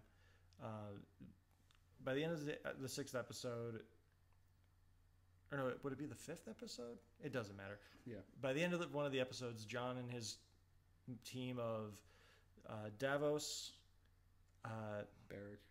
Beric, Thoros, Tormund, Robert's Hound. Bastard, Gendry. Whatever his name is. Yeah, it starts with a G and it ends with a Dree. Yeah. And a couple other guys walk out from the wall, all badass, flying V formation. And then the next episode kicks off, and they've got like 20 red shirts with them. Yeah, don't forget. Yeah, apparently they picked up some or something. They never explained that. But yeah, while that's happening back at Winterfell, drama's ensuing. That's where Sansa and Arya play the game of faces briefly with the bag. Mm-hmm. Yeah. Which leads to nothing. Nothing. It doesn't matter. Yeah, and none of it matters really. It seems like Arya's playing Sansa, like basically just trying to get her face so she can be the Lady of Winterfell. I was really hoping that when Arya said that, like, maybe I'll take your face. I'm like, please, come on, do it. Yeah, it just, all that stuff just made no sense to me. Like, they have this really nice reunion and they're talking about their dad, and all of a sudden they're just at each other's throats because Littlefinger is whispering in Sansa's ear and playing Arya for some reason. Just because he can't help himself, I don't know. No, he's lost all motivation since basically season 6. They just keep him around to keep him around. They keep him around to be a creep, basically. So they do something with Arya and Sansa to build up some drama, and then Jon. I think that was the episode prior when Jon walks out with his Magnificent Seven. Yep. And then in the finale, we get Littlefinger getting called out for all of his lies because I'll let you tell your joke. It's great. What? Where he streams. He decided to binge watch all of the episodes. Oh God, yeah. God, I hate that. I love that. Yeah, apparently Bran's motivation to do anything this season was that he binge watched the season he binge watched Game of Thrones from the beginning and was like, holy crap, we're in trouble. I don't know. Obviously, I don't think you came up with that joke. No, God, no. It just made me laugh. Yeah, it's a great internet joke where Bran just binge watched all of this previous seasons, and he's like, "Hey, I have some misinformation for you." Yeah. That's also the episode where Sam is rewriting out a bunch of the old journals, and Gilly's off reading something, and they drop a massive bomb on us. That I think that was a big detriment to the finale. Yes. We'll talk about the bomb afterward, but Gilly lays out a big bomb like 2 episodes before they actually do anything about it. And it just... Bran doesn't have this information just yet for reasons, for dramatic reasons. And they call out Littlefinger for all of his lies because Bran is three-eyed ravening back to season 1 of Game of Thrones, and this scene bothered me only because Littlefinger has made a gigantic living on his lies. And all of a sudden, Bran just calls him out on 3 of them. And he's just like, yeah, okay, I did it. You caught me somehow. Yeah, what I understand about Littlefinger's motivation since basically season 6 is that his motivation has always been, well, seemed to be that he was in love with Cad Stark. And, that's part of the reason why he kept trying to... He assists Sansa, help her, bring her about, help her survive the court with Joffrey. Eventually, got her away from that stuff. Got her to the Vale. I don't know. I'm still kind of confused as to why he married her off to Ramsay Bolton. I mean, was his intel that bad that Ramsay Bolton was an asshole? I don't know. But then ever since then, there's been a lack of motivation as part. Why isn't he hanging out in the Vale? Why isn't he taking care of the Tully kid? Why is he just walking around Winterfell whispering and doing nothing? I mean, he did have the big moment in season 6 where he and all his Knights of the Vale came and saved Jon's life. Yay. Purpose fulfilled. Yeah, purpose fulfilled. What is the point of him now other than to linger around and whisper at her? I mean, I wish they would have done something like proposed marriage between them, to unite the Vale, the Vale and the Starks together and formally do a union. Something motivation other than we should probably kill off your sister and Jon if you can manage it, kind of thing. Mm-hmm. And then as you said, he got briefly caught on his lies. A teenager decided to shout random catchphrases, and he begs for his life and loses it. And then Arya slits his throat. It was a very staged scene. Arya shows up like armored to the nines as she does. She's got needle in one hand and then the Valyrian dagger on the other hip, and they just again, it's another very cliched moment where if you don't expect it, you're gonna be like, what? Yeah. But you can see the way it's staged and the way the camera angles are holding that. Oh, they're gonna accuse Littlefinger, and it just for your crimes and treasons and backstabbery and blah blah blah blah. Littlefinger, Peter Baelish, and it that scene didn't play well with me just because again he admits to everything too quickly and too easily. It just doesn't play right, and all the Stark kids are like, well, he basically got Scooby-Doo'd. Yep. And it just would have gotten away with it if it weren't for those Stark kids. If it weren't for that three-eyed raven kid. So that part just kind of, but yeah, I agree. If Peter, if they had Peter say, "Hey Sansa, you know, if we got married, wouldn't that be crazy?" You know, just doing like drunk girl talk or something. Something other than trying to badly play the sister off, which I still don't understand why he's just hanging around to hang around. Yeah, I mean, the Vale is on the other side of the continent. He should be holed up there chilling, or with his military or something. Instead, he's just creeping about. I feel like the motivation was he was trying to get Sansa to maybe be the one to propose it. I don't know if there's anything to really support that, but I think that might have been his game, is he was trying to eventually get her to say, I need to marry for an alliance. You have an army, you have the Vale, let's do this. But they never actually get to saying that. No. I did appreciate the fact that Arya knows her sister well enough that when they were playing their little game of like, what do they get out of this? When she was talking with Baelish about, you know, why would Arya be talking about cutting off my face? And he says, I like to play a game. What's the worst thing that they could ever do? Yeah. They could kill me. Well, why would they do that? Right. Because they want to because Arya would want to become Lady of the Vale.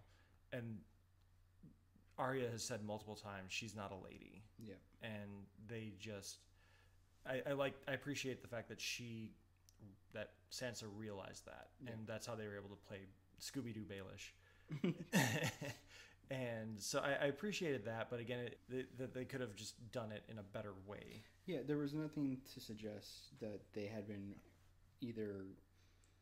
that their motivation was either to play him or that they were figuring each other out. But there was nothing, because that's, you know, of course, a bunch of interboards were like, oh, he got played. They've been playing him for like 3 episodes. And I'm like, how do we know that? There was never any suggestion that they were like, you know, like yelling at each other, and then like one of them was like, he's in the corner, right? Yeah, okay, go, keep going for like 5 minutes. Okay, now you threaten me. You know, there was nothing to suggest witty banter. Exactly. There was nothing to suggest that they were gaming each other or gaming somebody other than Arya's acting a little psychotic, Sansa's acting a little Sansa-y, and suddenly they came to an agreement that I like my face, I'll kill that guy instead. Well, I mean, again, I feel like it's slightly implied that maybe Bran showed up and said, hey, Bran just stopped being weird for 5 seconds. Like, hey guys, I kind of know what happened to our parents. This guy did it. Let's get him. Yeah. But like Bran just served no purpose this season other than to be weird. Yeah. No. Since we're already pretty much into the 7th episode, yeah, he was just nothing but an exposition machine, and I find it really weird that the very end of episode 7. The whole Dany and Jon have decided to get together kind of thing. Jon's gonna bend the knee and they're gonna be in a boat together, and that the revelation of that Jon is actually that he actually is a Targaryen, that he's the true heir of the Iron Throne. That he was used to be like, no, Jon's not a bastard. You know, I mean, Jon is a bastard, but he's a different bastard. And then Sam goes, oh yeah. No, he's not. That marriage was annulled, and Bran's like, what? Since when? And he's like, oh, let me go check out a different part of the timeline. Yeah. This is relevant information that I would have never discovered on my own, but I can jump back in time and find out exactly when Peter Baelish decided to say to various, chaos is a ladder, you know? Yeah. Okay. All right. Apparently your radar's a little off. And among other things, he has seen and heard Jon's birth. Yes. And he's heard Lyanna Stark say his name is Aegon Targaryen. Yes. What would make him think that saying his name is Aegon Targaryen mean he's a bastard? Right. Why would? Well, I mean, she would have pronounced his name as Aegon Snow or something. Aegon Sand. Sorry, Sand. Yeah. Yeah. Well, I mean. Yeah. You never know. Well, they're in Dorne, so it would be Sand. Yeah. Yeah. Yeah. There was nothing. I mean, it was a moment we've all known has been coming for a long time. He confirms the theory of who Jon's true heritage and who heritage is. It exonerates Ned as being truly the most honest, wonderful man in all of Westeros because he did not have an illegitimate child. That's how good Sean Bean is. He takes care of other people's illegitimate children. Well, they were legitimate. Well, sorry. He was legitimate. Sorry. Right. He's willing to protect legitimate children from everybody. By putting them through hell. But of course, he would have been murdered on the spot by Robert. Oh, Robert would have killed him. Yeah. Cersei would have. Somebody would have. Mm-hmm. But yeah, this is the moment that was ruined 2 episodes prior because Gilly mentions that Aegon had his marriage annulled. Or not Aegon, Rhaegar had his marriage annulled, and we're sitting on this information for 2 episodes, and then Bran, all it does is make Bran look like a dumbass for 5 seconds. Yeah, and part of that did bother me just a little bit in that it was Sam who came in, and just because it continues to not give Gilly anything to do. Yeah, she could have had her like darning in a corner or something like that, and go like. Mm-hmm. Wait a second, that name's familiar. Something other than Sam bursting in with, "I have relevant information to this." I transcribed this exactly. So yeah, those are the main plot elements, and then we also have the Battle of the White Walkers, where Jon and his Magnificent Seven get attacked by an ice polar bear or a white polar bear, not literally not visually white, but like WIGHT, like a White Walker polar bear. And Thoros gets mortally wounded, essentially. He loses a lot of blood. They seal it with one of their flaming swords. Which that flaming sword, that disappointed me so much. Like, visually it's cool, but if you've not read the books, the second book starts off with Stannis doing his flaming sword bit and with Melisandre and the Lord of Light. And they're talking about how there's this flaming sword. And I think Thoros or one of the other guys eventually talks about how that's not a flaming sword. That was a sword on fire. Yeah. And they just... The teaser trailer has Thoros... Or not Thoros. What's the other guy? The eye patch guy. Oh, dang it. Eye patch guy. That's his name. Yep. He just like tucks the sword and it ignites. And I'm like, holy shit, yes, we're finally getting the flaming sword. Exactly. No, they just have their swords like doused in oil or something and they ignite it. Like, that's a bit of a... That's not. There's no payoff there. I was hoping cool. That it's cool, and I mean they use it to good effect. They use it to cauterize Thoros's. I don't know why I know Thoros's name, but maybe it's because his name is Thor, and you just add an os at the end. But they use it to cauterize his wound, and then he dies of hypothermia because of all the blood loss. And they apparently used it to keep warm for 2 days. And nights or they burn him, yeah, and then all because the Hound gets impatient and chucks a rock. The White Walkers realize that the ice is frozen over, and however long it took, and then the Battle of the Whites against Jon starts. Which again, they're trying to get one White Walker so they can have proof to Cersei that the White Walkers exist and that they can have this armistice to, have this war beyond the wall and not just continue to fight each other and be blocked off. Which again, Dany has 3 dragons. Yeah. Why can't she just fly those dragons over and circle burn a few them all? times? Yeah. 6, 7 times, something. And in this process, the Night King pulls out an ice javelin or an ice harpoon, and he kills apparently Viserion. Because if it's not Drogon, we don't know which one it is at this point. Right. For some reason, they have captured a white. And they've been holding it on this little island that they have because the ice broke at one point, and they're surrounded by literally what appears to be 10,000 strong and the Night's King. And they've been kind of waiting this out. The ice refreezes, the battle begins again. Dany rides in, and he decides to... Which, this does bother me rewatching that scene, because I rewatched it yesterday. Dany circles around with Dragon once or twice, burns them all, and lands. Mm-hmm. And people like start crawling on the back of him and like moving towards him, while the other two are circling and burning. Yeah. Why did he throw it in the air? Why didn't he just throw it right at the cast because of 7? Because it can't be Drogon. Well, there's a cast of 7 people right there, right in front of him, and he instead goes, That one. Like, I got this. I mean, he figures out, all the variables to take out that one, but the one that's right there, stationary with some main characters on top of him, he doesn't take Well, I mean, you could also take that with, why did he stand on that ledge for how many hours or days and not hit him with one of their javelins? True. I mean, there's a bunch of different plot holes in that moment. But I mean, I think the main one is he understood the poetic justice of, like, that one. Yeah. That one's named after her asshole brother that abused her and possibly raped her and sold her. Yeah. That one I want. I did. That scene, I mean, the battle, other than there is criticisms about the plot and decisions, but they really invested a lot of money on the battles this season. And, the ship battles were pretty cool, even though kind of at night and blurry. And they were happening in the background, essentially. Yeah, something was happening. The big battle outside of King's Landing with the dragons was really cool, a good investment. The episode was really invested with all the stuff with the Whites, and then the dragon showed up. And the death of that dragon was pretty amazing, because he hits it while it's spitting fire, so then the fire fluid sacs burst while he's spinning to the ground, and then he crashes, and he slides across the ice, and the fluids are gushing, the dragon's dying. Dragon sinks, cracks the ice, and slumps into the water, and they take off, and it's like, wow, that is actually really beautifully done. And it does have an impactful moment of like, dragon number B, because Dragon's the important one, is dead, and that's really sad.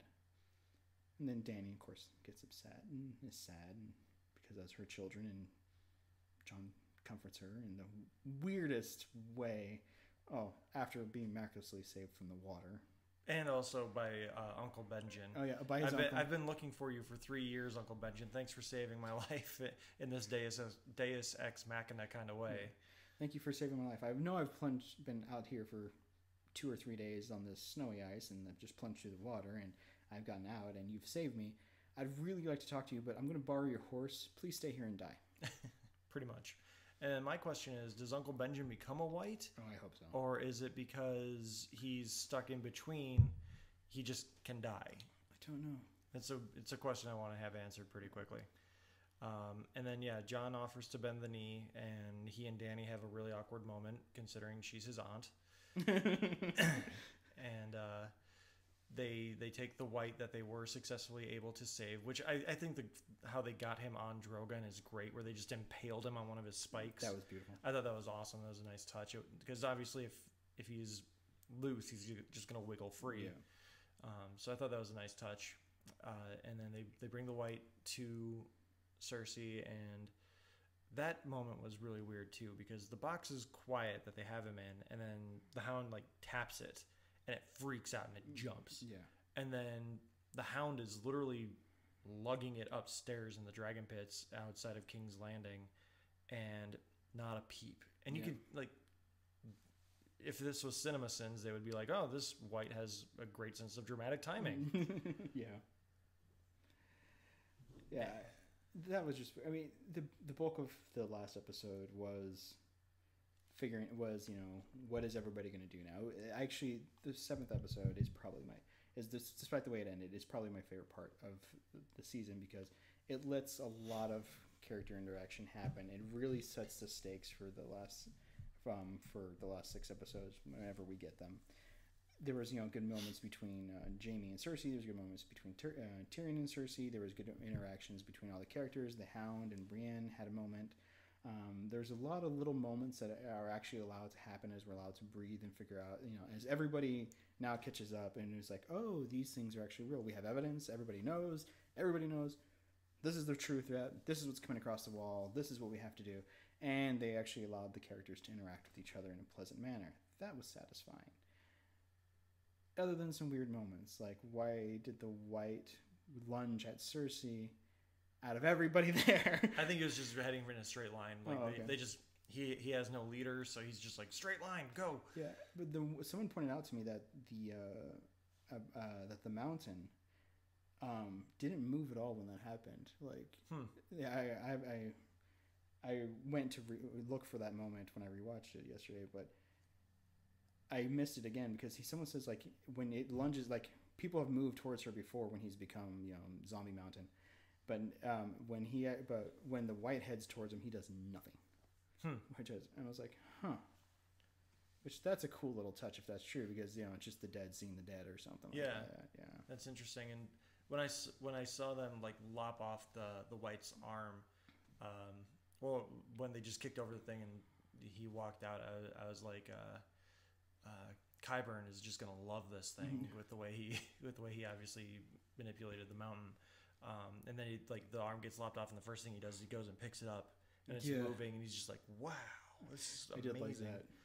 Yeah, because that creeper, you can tell he's like, how can I do this? And there are a lot of great moments. The moment with Cersei and Tyrion, or the scene, not just the moment, is really interesting just because of the way it cuts out.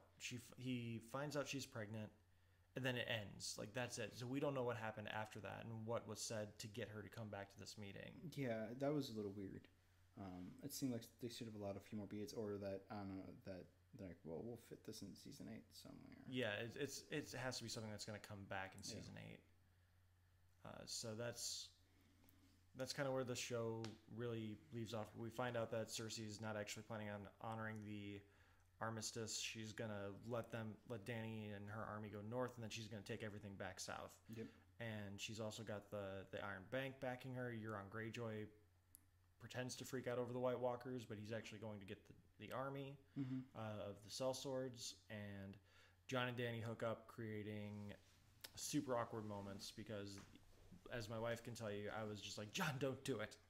Please don't. I was hoping that throughout the entire season, when they were just giving them those longing looks and those awkward long scenes together with silence and just looking at each other, I was really just hoping that they were just going to end up just being like, we can't do this. We're in the middle of a war. We can't do this. Right. And then they find out and they're like, oh, thank God we didn't do that. Yep. Nope. No. There's going to be an illegitimate child that is 3/4 Stark Targaryen, 1/4 Stark.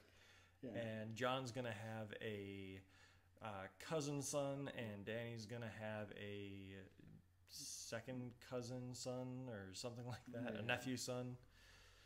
Nephew son. It's no good. No, we all got their lovemaking to the dulcet tones of Bran talking. As the three-eyed raven. Yeah. So season 7 ends with incest. Would it really end any other way with Game of Thrones? No. Military heading north, Jaime among them, because I actually did like that Jaime finally realized Cersei is just nuts. Well, it's I don't even think that it's she's nuts. I think it's that he's realized that she doesn't have any honor, where at the beginning of the series he didn't really care about honor. But through his experiences with Brienne and losing his hand, and just his experiences and travels that he's had, even in his talks with Bronn, he's matured, and he's kind of discovered that there is a place in this world for honor, even in the Game of Thrones. Right. And I think that he's realized that she has no honor. She just cares about herself and those closest to her, and he doesn't think that he's one of those people anymore. So he's going to go honor that and give Dany a heads up, like, hey, please don't kill me, but my sister is not planning on honoring this. Yeah. So season 8 predictions. Let's go with that. I'll let you start. So these are predictions / hopes. 1, please kill off 90% of the quote-unquote main characters. We haven't really had a shocking or unexpected death since, I don't know, maybe season 5. They killed off the Dornish plotline. They've killed off Littlefinger, but he had it coming for a long time. I would like to see Sansa, Arya, Jon, Cersei, Tyrion, someone big, or majority of them go. I was hoping Braun might be one, but he's obviously protected by fan favorite plot armor. Brienne is somehow protected because I swear if they put Tormund and her together, Oh, they're gonna make their monster babies. I love the Hound's interaction there. But my main predictions for this next 6 episodes is I do think that Cersei is pregnant. I don't think she's going to carry the child to term though. I agree. I think that's gone. I do think Danny saying, "Oh, the dragon are my children. I can't have any." That's obviously BS. That's garbage. Yeah. I think maybe it's possible that the whole Princess Promise thing may actually be their kid. I don't know why, but for some reason I'm like, oh, if she ends up pregnant, maybe that's the I don't know. I think I would like to see coming out of this is I want to see Cersei get it, and I hope it's Arya. I think that maybe Jaime going north, since Jaime's on her list, Arya's list. I think isn't he on her list? I can't remember. He probably is, like all the Lannisters are. Because there was like that interaction where like he was briefly at the Greyjoys, the Freys, and there was that servant making eyes with him. It turns out it was secretly Arya. I would think he's on the list. I'm hoping that he goes north, does some good things. She kills him, and then she goes back to Cersei wearing Jaime's face, and Arya fulfills the younger sibling. You'll be killed by the little brother. Yeah. By it being her wearing Jaime's face that takes her out. I'd like to see Sansa as Queen of the North. I think she's earned it at this point. I'm still not a fan of her character. Never really been, but I'd like to see her as Queen of the North. And I'm hoping that here's a prediction I hope doesn't happen. Bran, as the three-eyed raven, better not warg into the ice flying dragon and take it over, because that's just going to drive me nuts. Because that's way too convenient. That's way too the whole like, oh, he has this unstoppable flying dragon now that took down the wall, and then no, we'll defeat it with the power of warging and my predictions and stuff. I do want to see some glorious battles in the north of the White Walkers against all this military, and when it all wraps up, I'm thinking Sansa's Queen of the North, or at least acknowledged as Warden of the North. I hope Tyrion's on the throne. I would hope, my dream would be Tyrion and Sansa on the throne, because Tyrion's the only level-headed one that's left. Even though they've made him kind of boring, he's level-headed, and he's still married to Sansa. Because I don't think they ever annulled that, or maybe they did. I think they did, because that's how she was able to be married off to Ramsay. Oh yeah, well that's because he was a traitor, but he's not. Because he killed these people. He killed Joffrey, but he didn't. So I'm hoping maybe that rearranges, and that it Sansa and Tyrion, and because he's the only one who treated her with respect and dignity. So the two of them are on the throne.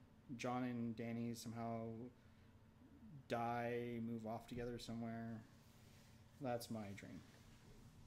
I want to see Arya. So that's basically my three big hopes. Sansa and Tyrion on the throne. Somehow that works out. Bran better not warg into something. And Arya takes Jaime's face and kills Cersei with it. So there's my 6 episodes. You can add fighting, incest, and some fun there. So I agree. I don't think Cersei's carrying the baby to term, because she has that prophecy over her head that she's going to have 3 kids. I do think Jaime is going to be the one that has to kill her. I think he will be king and queen slayer. Ooh. Because I think it's poetic justice that he kind of helped create this monster, and now he has to be the one to put her down. Yeah. I do think we'll get the Clegane Bowl. Oh, that's right. Yes. Although there are people that are speculating that the Hound is no longer the one that's meant to kill him, because he says something to the effect of, you've always known who's coming to get you. And so people are thinking maybe it's not the Hound. I think that Sansa will become Lady of the North, unquestioned, and I think she'll be Warden and Lady. I don't think she'll have to marry anyone. She'll get to choose if she wants to. She'll be the first lady to rule Winterfell. Nice. And then I think Jon becomes a reluctant king of the nine? Yeah, 7. Seven. No, I'm thinking Thor with 9. King of the Seven Realms. I think he becomes a reluctant ruler with either Tyrion or Davos as his hand, and I think he's gonna hate it, Yeah. and it's gonna be a kind of a bittersweet ending because I don't know if Dany's gonna survive. I don't think it's her place to, and I think it creates a really awkward situation of having a nephew and aunt ruling the Seven Kingdoms together. So I think that Jon becomes a reluctant ruler, and at the end of it, I do buy into this theory that Tyrion, which we didn't discuss this at all, but Tyrion has this really awkward moment where he's lingering in the hallway when Jon and Dany decide to bunk up. Yep. And there's a theory out there that says he's obsessing over her heir because he wants to create a democracy or a republic. Interesting. And I buy into that. I think he wants to get rid of the monarchy and all that so that the people have a voice. And it's not just one person deciding what's right for everyone playing their Game of Thrones. It's a republic with representatives voted for by the people. And I like that theory a lot, and I think that's where Jon will end up. He'll be a reluctant ruler for a while until they can establish the republic, and then he'll get a happy ending traveling north where they're having spring for the first time. So that might also play into the Viserys and Missandei thing, where she was all, our time of whispering in king's ears is over, or something like that. Because if there's no more king or queen, then there's no reason for them to be lurking around, pretending to be who they are. And then their purpose is also no longer needed because there's no king to support. Right. So I think that's where the show's going to end up. We'll see who's right. That's basically it for discussion of Game of Thrones Season 7. I know we missed a lot. We skipped over a lot. We jumped around a lot. But hey, so did Season 7. Yeah. That's quite right. I mean, we didn't really miss anything that important. So some people traveled around. Okay, yeah. Traveled by map. Exactly. So, Alex, thanks for coming on, being on the show. You'll be back. One thing we're trying to do, besides obviously growing the brand of our podcast and getting more and more people to watch. I mean, you could technically watch it on YouTube, but it's just going to be one big banner of our logo right now. But to listen, to kind of get to know us, to follow us, you can find us on Twitter at Talking Smack Pod.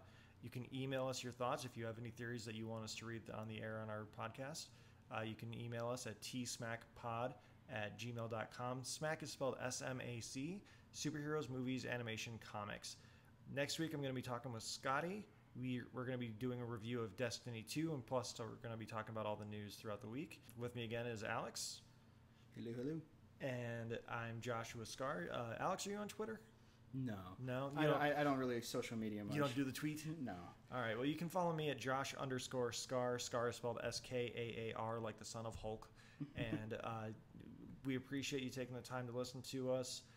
This is a big venture of mine. This is something I've wanted to do for a long time, so I hope we can keep you entertained, keep you engaged. And did I mention C2E2? No, I didn't. No, you didn't. Okay, so one of the things we're trying to do is we want to have a panel at C2E2. One of the things that we have to do is we have to have episodes and we have to have a plan. We have a plan. Our plan for the panel, if we get it, would be to have all of our panelists, or all of our hosts, myself, Alex, Scotty, Lewis, and a few others that are going to be on every now and then. We're going to do our our guilty pleasure movies for the panel if we get in. And I know a couple of people have some great ideas, and I have a couple in there that it's going to kill me to have to reveal that in front of a group of people, plus have to put it on the podcast. And we're putting ourselves out there just to try and get us in this panel, and we're trying to think of a hashtag. So again, if you have a hashtag idea for this, you can email us or tweet it at us. You can tweet us at Talking Smack Pod, or you can email us at tsmackpod@gmail.com. Again, smack is spelled SMAC. So again, thank you for taking the time to listen to us. This episode went a lot longer than I was planning on it originally, but there was a lot of news, and The Tick is good. Watch The Tick. Please watch The Tick. Amazon needs, people to recognize that they actually have original shows that aren't bad. Or Golden Globe bait. Oh, exactly. But there always is the Grand Tour, but that's not this podcast. But again, thank you for taking the time to listen to us. Thank you for sticking through this. Thank you for sticking through the worst first episode ever because we had to talk about spoilers for Game of Thrones. Right. Everyone have a great week, and we'll be back next week. Take care. Play the theme music.